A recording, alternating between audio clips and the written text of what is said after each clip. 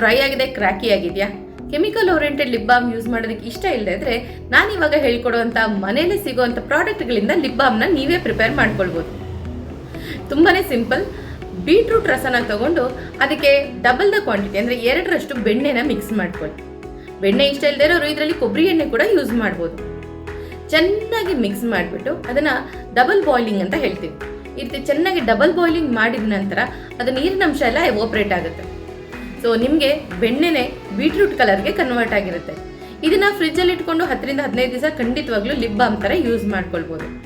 ಇದೇ ಜಾಗದಲ್ಲಿ rose powder ಕೂಡ ಸಿಗುತ್ತೆ, ಅಂದರೆ ರೋಸ್ ಪೆಟಲ್ನ ಒಣಗಿಸಿರೋಂಥ ಪೌಡರ್.